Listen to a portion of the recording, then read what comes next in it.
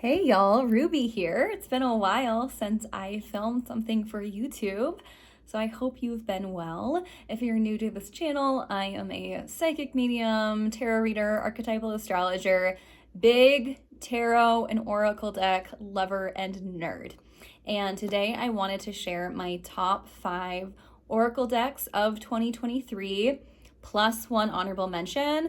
I will do a separate video for tarot decks, and then I wanted to do a video of like decks I purchased in 2023 that I wanted to love and didn't quite connect with. So this is going to be the first video in a series that hopefully I'll have time to film within the next couple of weeks. So how this list works is I purchased all of these decks in 2023. I think a number of them were released in 2023, but not all of them.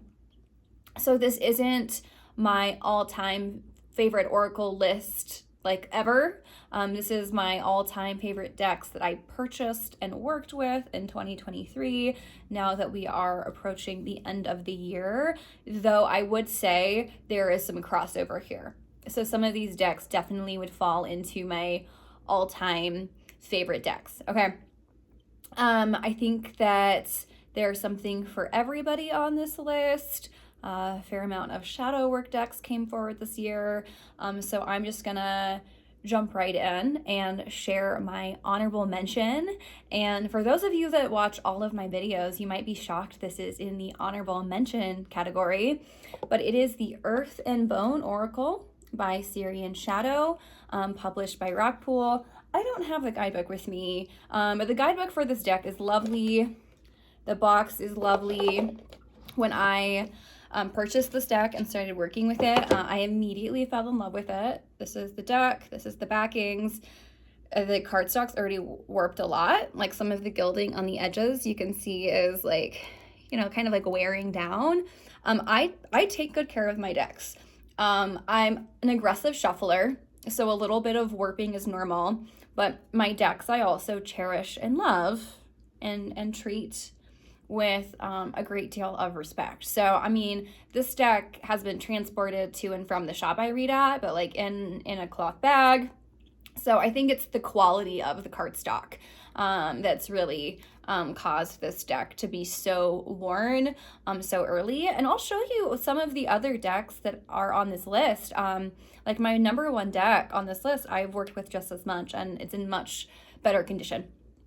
So, it's just be aware when you purchase this. It's not the greatest quality cardstock. And that's, maybe one of the reasons it's in the honorable mention category. I don't love how much it's warped. If I repurchase this, I'm only going to do overhand shuffling. I'm going to really, really baby it. So this is a wonderful deck. I love the colors of it. The reason why it's in the honorable mention category is because as I have continued to work with it, I just find that it doesn't have as much variety as the other decks on this list. Like I said, those of you that watch every video on this channel, you'll know that when I first got this deck, I was so obsessed with it, using it for myself, using it for clients, and I would say it's a really accurate reader, and I love the energy of this deck. Sorry, my light is kind of glaring on the cards, so maybe if there we go. So, I have nothing bad to say about this deck other than some of these images are really repetitive. And I'm pretty sure like this Grim Reaper, like we see him again almost exactly later on in another card. So, like I said, I was so obsessed with this deck when I first got it, and the energy off of it is really, really beautiful. I think the guidebook is so beautifully written. I will continue to work with this deck. I might end up purchasing another copy and just like babying it. But when it just came time for me to really assess what my favorite decks of the year were, I felt like this just didn't offer enough variety for it to be in the top 5. So, I love it. I'll continue to work with it. But as you can see, it can feel a little homogenous after a while the more you keep working with it. This is no disrespect to the deck creator. I really do feel like this is a beautiful deck, and that they are a very talented deck creator. And, you know, who knows, at another point in my journey, I might fall back in love with this deck.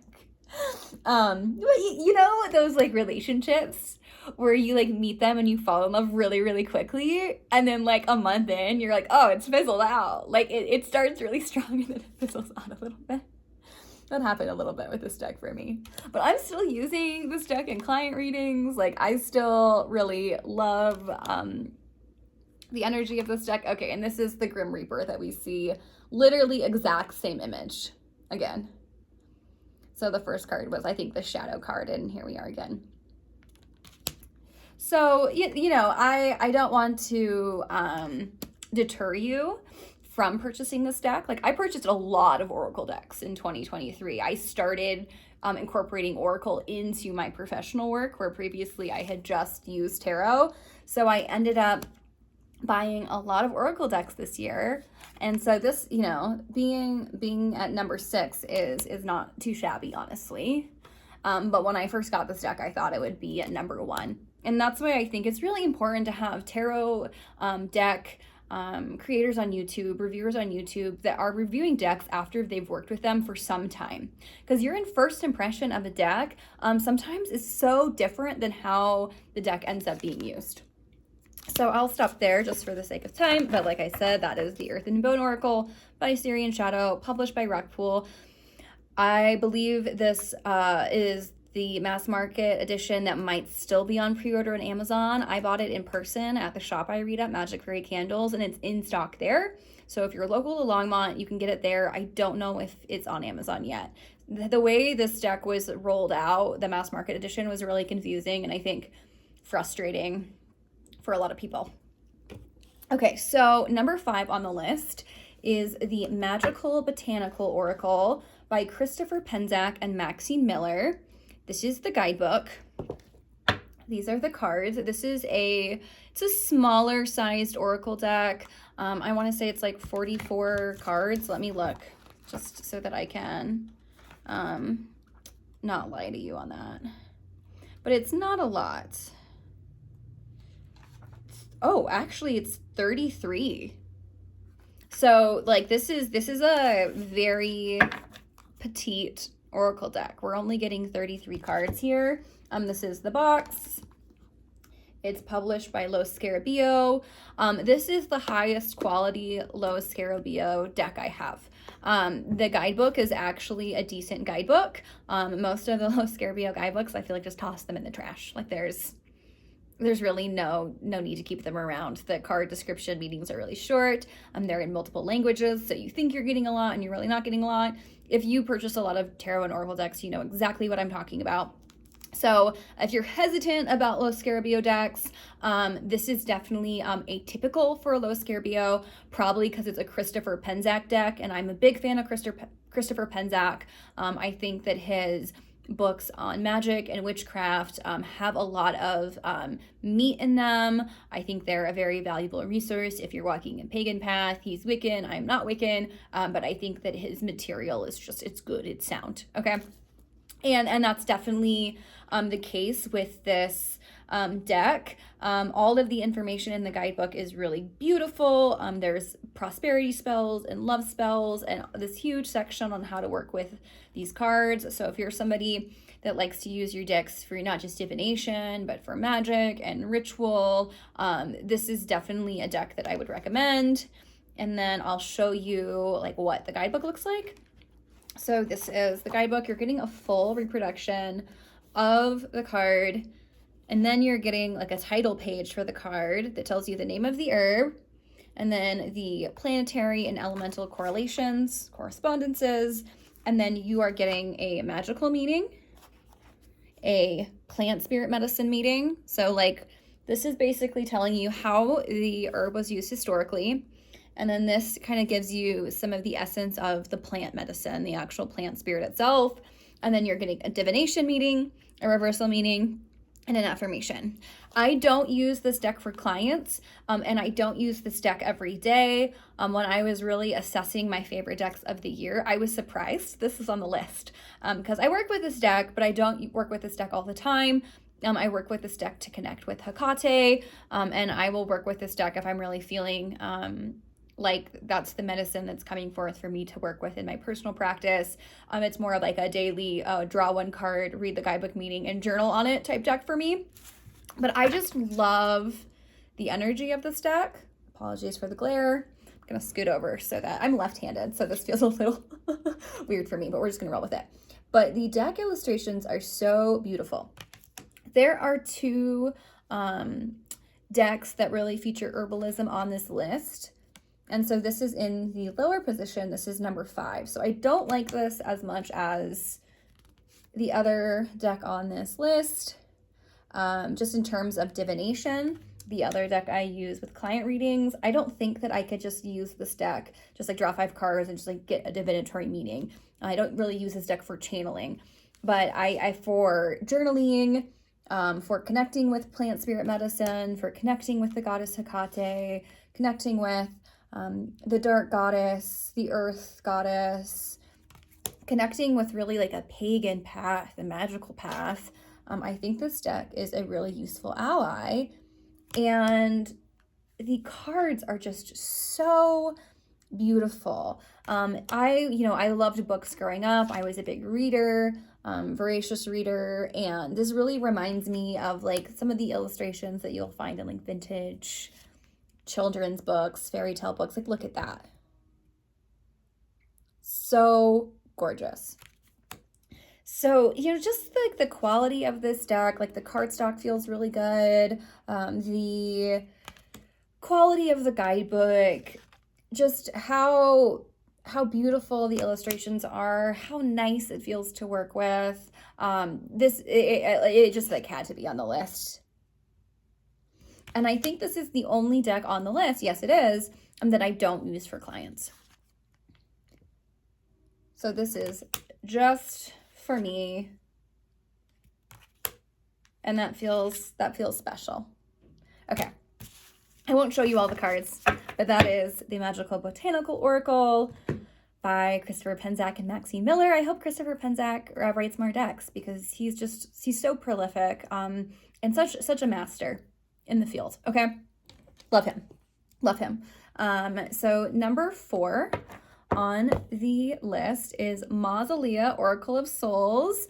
It is illustrated by Jason Engel, and that is all it says on the box. So he may have written the guidebook as well. This is published by Los Scarabeo. You're not gonna buy it for the box. You're not going to buy it for the guidebook. I never use the guidebook. I think the way the guidebook is laid out is kind of confusing. And again, it's in multiple languages. So this is really all you're getting. This is really all you're getting. So, you work with it if it resonates for you, but I don't use the guidebook with this deck. It's the typical shitty Los Scarabeo guidebook and cardstock situation. So I got this deck maybe in February or March of this past year, and we've got some warping going on, despite the fact that I don't even think I use like aggressive shuffling with this deck. I'm pretty sure I've just used overhanded shuffling. Yeah, with this size, I've got small hands, so this has only been used in a way that is really delicate. I've been very careful with how I handle this deck, and it's just even like I think with like weather and just wear and tear of just holding the deck in your hands, it's worn. So why is this deck on the list? This deck is incredibly accurate. I love using this deck for client readings. This is definitely a deck that has more like dark energy, underworld energy, plutonic energy. It's a deck that it features archetypes.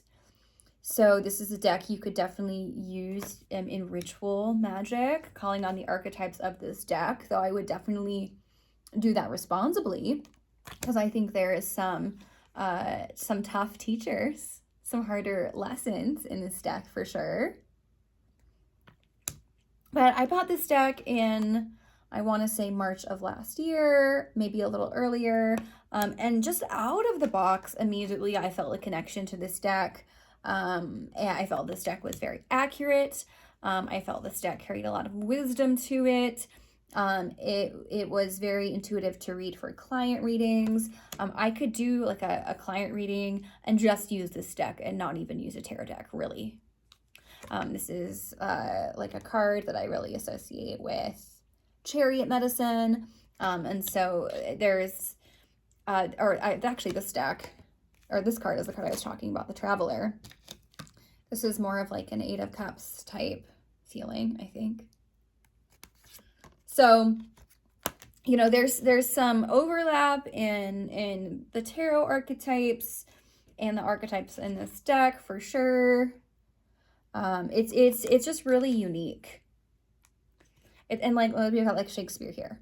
It's a really unique deck. The way the archetypes cross traditionally are put together.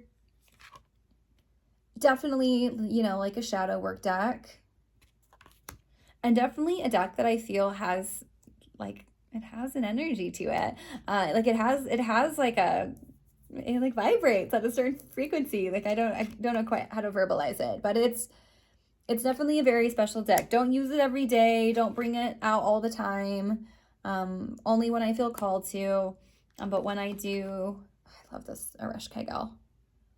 I love this deck. But when I do, it definitely, it just opens up and reads really intuitively. So if you're a more intuitive reader, if you're on a pagan path, if you enjoy working with deity and archetypes, I think this would be a good one. So that's Maelia Oracle of Soul, illustrated by Jason Engel, published by Los Scarabeo. Now we are at number 3. This deck did not come out this year. I purchased it at the beginning of the year. A lot of these decks I purchased like February, March, January of 2023. So I've worked with them for several months now, almost the entire year.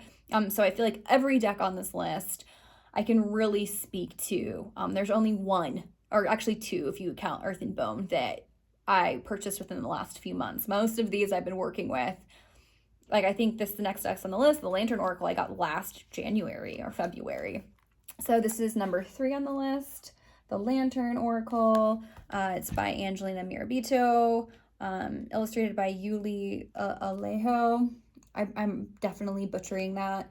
Published by Blue Angel. I love Blue Angel Oracle decks. I love the size of the guidebook. I love the quality of the guidebooks. I love the quality of the cardstock. This is like a Blue Angel matte. I'm a big fan. Very similar to like the later Alana Fairchild decks. This deck is probably the best shadow work deck I've ever used in my entire life. I use it personally. I use it professionally. When I first got it, I used it in conjunction with the guidebook and did a lot of journaling. And that was really instrumental to some healing and growth work that I underwent at the beginning of the year. I was really heavy in a journey of healing and working through some wounds and some issues when I purchased this deck, and it was such a wonderful ally. Similarly to Maelia Oracle of Souls, this deck is extremely accurate. It will read your mail. It's not always comfortable, but in terms of shadow work decks, I find this one to be as gentle as it gets, really. So, like I said, I have used this deck personally, just in depth, and I will continue to use it personally. I don't use it with the guidebook quite as much, just because I spent so much time with the guidebook when I first purchased it, and I really encourage you to use this deck as I'm drawing a card, I'm reading the guidebook, I'm really processing and metabolizing and journaling what I just read, because I would say you'll get the most out of this deck by working with it that way. But when I use it for client readings, I'm just using it intuitively. I'm off the beaten path. I'm just kind of using it in a much more, like as I said, intuitive way. And I use this deck for almost every past life reading that I do. So this is definitely on the list for a lot of reasons. One of them being just how versatile it is, and the versatility and how I've been able to use it with a lot of accuracy. When you are a professional reader, you really come into such a relationship with your decks. Like your decks are almost like your coworkers, right? And this deck, she's like my MVP. She is an MVP for me. Like, I don't really know what I would do without her now that I have her. You know, really decent price, mass market. I think all the decks I've showed you so far have been mass market decks. So easy to find, accessible to purchase. I definitely think that this is one you will want in your collection. If you have any interest in shadow work, or you have any interest in expanding your oracle collection even. And I read reversals with this deck when I'm reading for clients. So, you know, she's good. So that is the Lantern Oracle. I would love for this deck creator to come out with another deck. Very, very impressed with this one. And like I said, like she's a workhorse deck for me. Okay, we're at the last two decks. Number 1 and 2. I can't pick which one is actually number 1. So these decks are tied for number 1. And the first one I'll share is the Herbal Astrology Oracle by Adriana Ayales. She is the founder of Anima Mundi Herbals, artwork by Josephine Clerks. I believe this is a Hay House deck. I got this right when it came out. Look at how much the card stack has stayed intact. Like, just notice the difference here. Had this since January. Got this maybe a month or two ago. So this deck has really it's really held up through me using it very aggressively for basically the whole year long. This is probably, I would consider it to be my favorite Oracle deck of all time. You know, it's hard to really compare it to the other deck that's tied for number 1 because they're so different, and you'll see that when I share this next deck. But this is the inside of the box, published by Hay House. I love the guidebook. I work with the guidebook. This is the guidebook, so you're not getting a reproduction of the card image, but you know, you don't really need that. And then you're getting an upright and a reverse in astrological correlation at the top of the page. And then you are getting some information about how the herb was used historically and culturally. And then you are getting some divinatory guidance with each card. If you don't know anything about herbs, that's okay. If you don't know anything about astrology, that's okay. This deck will teach you about herbalism and astrology. This deck is a wonderful teacher. I am a trained archetypal astrologer, and I find the planetary correspondences with these cards to be incredibly accurate to the planetary energies. So if you want to know how sun and moon manifests, read the chamomile section in the guidebook. And not only are you getting information about the energy and the plant spirit medicine of chamomile, you are getting information about the spirits of that planetary aspect, that planetary combination. My training is in archetypal astrology, which is really all about the planetary combinations, the aspects between planets, the relationships between planets. So this deck really speaks my language in a way no other astrology resource has really spoken my language. So this is North Node Moon, Ashwagandha, Purpose. So the planetary correspondences are just top notch, so accurate, so bang on. The illustrations are so beautiful. Probably my favorite illustrations in any deck ever. I think I have a full review for this on the channel. I love this card, Dandelion, Wounded Healer, and then we have Chiron and Jupiter. And so if you want to know more about the energy of the planetary combinations, if you want to know more about the herbs and you want to go deep, you want to know about the spiritual medicine of these herbs, I think this is such a beautiful deck to have in your collection. I can't imagine not having this deck in my collection.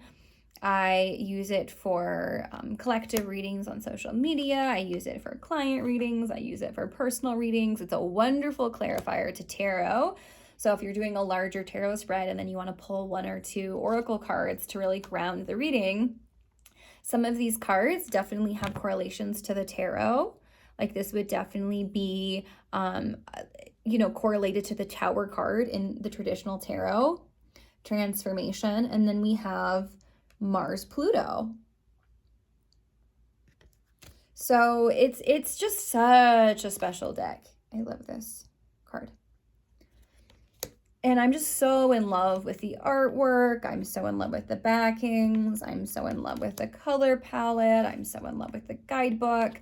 Like, I can't say enough good things about this deck. And it's incredibly accurate. Just the energy that comes off this deck is just, it's like a whole other level. I'm so in love with it. Ginkgo Breakthrough. And this is definitely like Ace of Swords, right? And it's in kind of its feeling tone. So it's just a whole other level for me. Like if I was a deck, this might be my deck. Like if I could only have one oracle, it might have to be this one.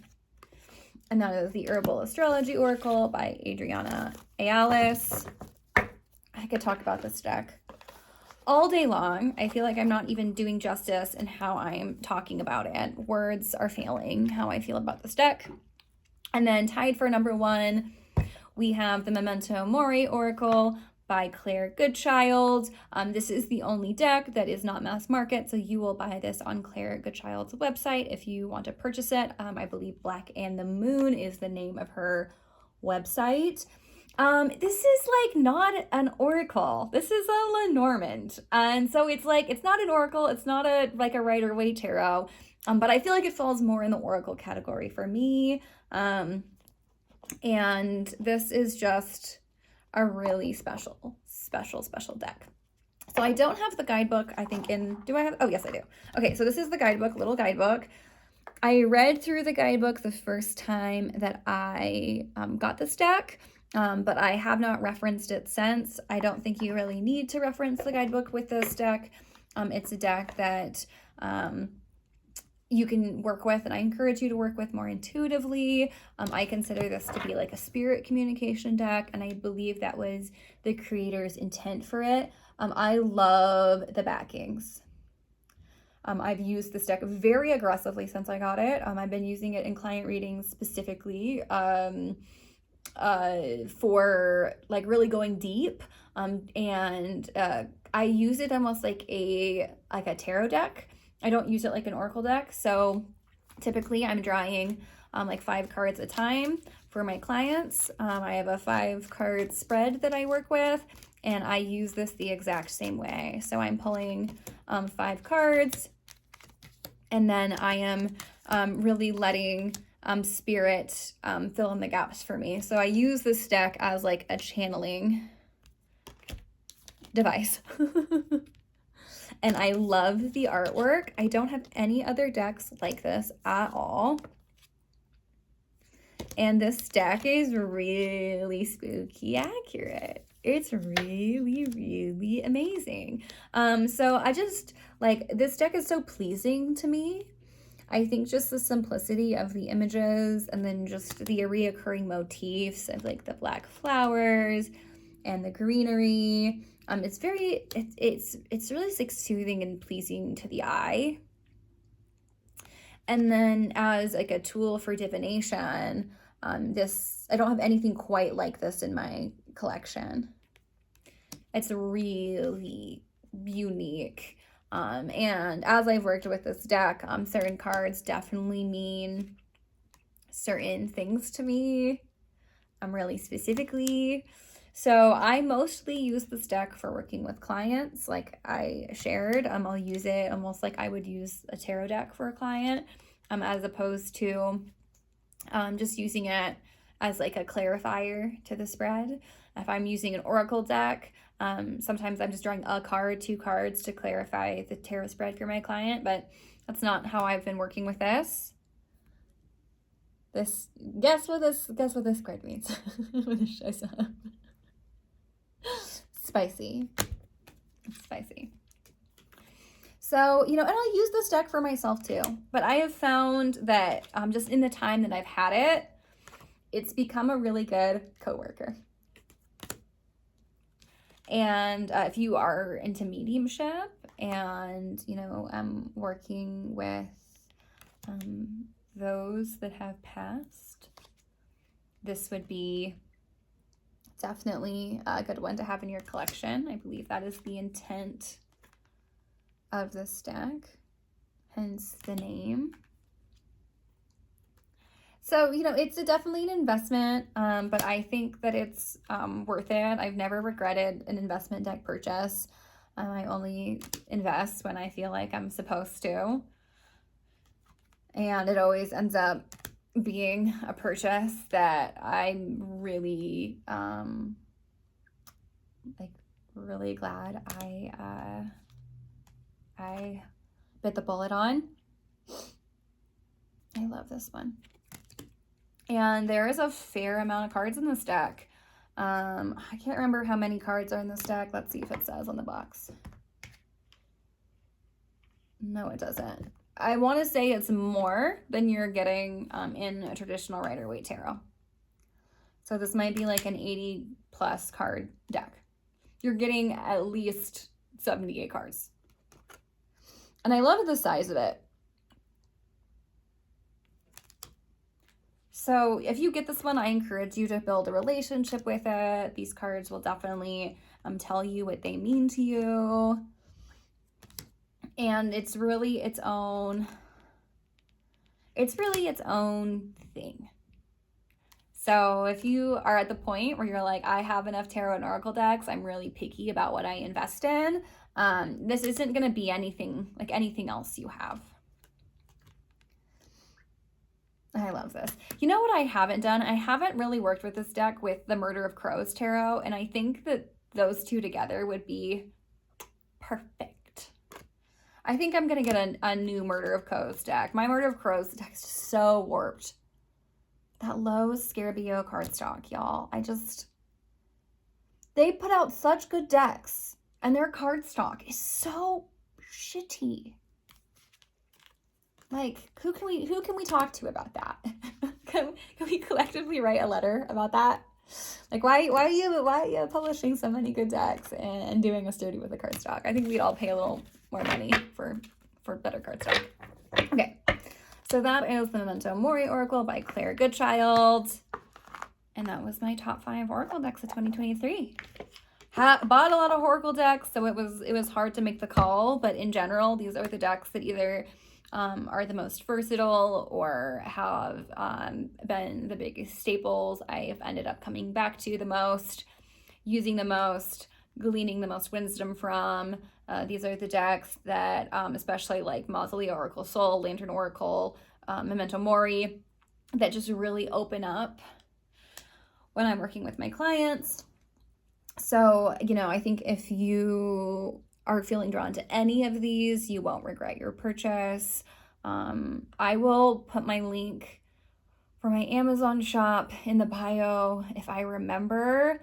That's just so that you can find all of the decks I talk about. It's like pennies on the dollar. I'm like not gonna get rich off my Amazon storefront. So the purpose of this deck was to share the purpose of this video was to share my love for these decks. So, feel free to use it or not use it. I'm not pushing you to use my link unless it's easy for you. It's there to be easy for you. The only deck that's not going to be on the Amazon storefront will be the Momento Mory, because it is it's an indie deck, and it's so good. This has been one of my favorite purchases of the year, and that's about it. That's all I have to say. Clocking in at 30 minutes, not too shabby. So I hope you're well. It's good to be back on YouTube after having to take a little break. I think I'm gonna make a video soon about psychic burnout and just like the reality of running a spiritual business, because I definitely was hitting a wall when it came to my ability to do anything else besides one-on-one readings, because I was doing so many one-on-one readings. And so I think it's a healthy thing to talk about the reality of just being a full-time channel and how that can affect your physical and mental health if you aren't super careful. So probably we'll have a video about that up in the next few weeks, and we'll definitely be continuing this series as well. I know a lot of you have DM'd me video suggestions or things you want me to talk about. If I haven't gotten back to you, I'm not ignoring you. I've just been really busy. I'll probably do some type of Q&A video on this channel where I try to address as many of those questions as possible. And as always, I am sending you love and wishing you well.